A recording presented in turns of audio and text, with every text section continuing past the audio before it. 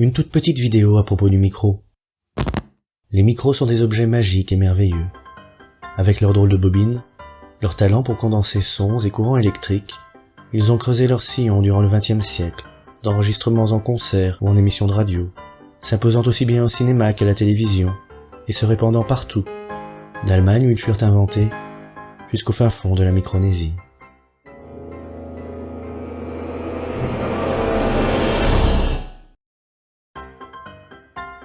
Pourtant, certains sont pantouflards et perfectionnistes. D'autres, plus dynamiques, adorent les chocs, le son brut et les intempéries. Mais tous sont câblés, plusieurs fois pour améliorer la qualité sonore, même lorsque les circonstances les forcent à piétiner ou faire le trottoir. Les micros changent volontiers d'apparence. Ils peuvent montrer leur virilité ou se faire tout petits. Mais même au microscope, on ne peut pas dire que leur mine accroche la sympathie, bien qu'ils soient régulièrement amenés à fréquenter des personnes haut placées, se dissimulant parfois dans les murs ou les endroits les plus improbables, en se rapetissant jusqu'à la microcéphalie.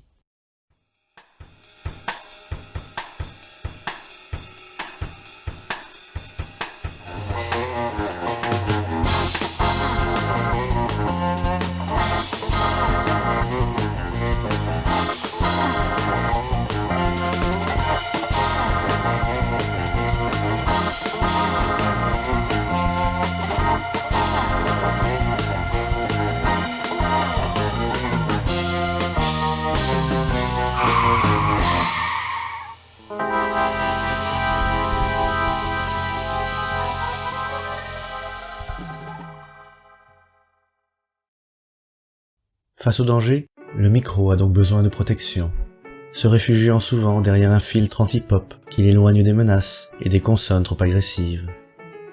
Cependant, il n'est ni peureux ni timide et sait rester maître chez lui, se transformant volontiers en micro-ordonnateur. Et si sa voix est parfois chétive, menue, une vraie micro-onde, elle garde suffisamment de puissance pour éviter de faire un four en public.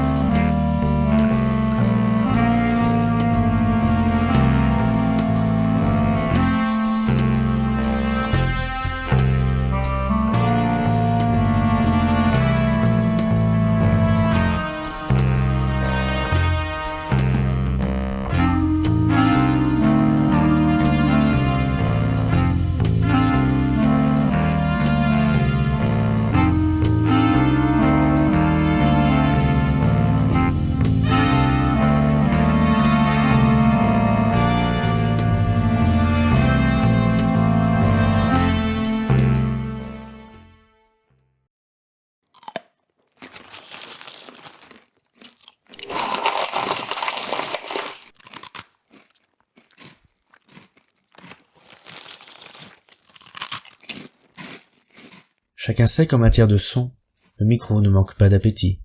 Il a l'écrou bien plus qu'à moitié, dévore chaque bruit avec une gourmandise tonitruante, et se montre méga sensible, jacassant et irritant, car il enregistre jusqu'aux grésillements les plus exaspérants. Saleté de son de merde! Aussi entretient-on des rapports cacophoniques avec lui. Parfois on lui tape dessus, on le micro-boycotte pour éviter les conflits intestinaux, ou on cherche à lui régler son compte.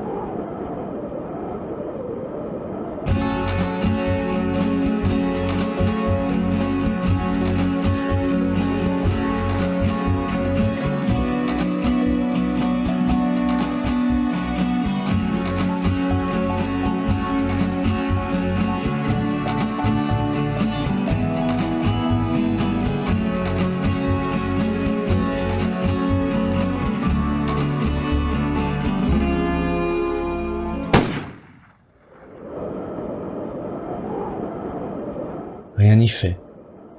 Micro-microme ou micro-microbe, il nous enrhume et nous embrume, de bruits et de murmures. C'est pourquoi, par lassitude, il arrive que nous voulions le débrancher pour ne plus entendre parler de lui.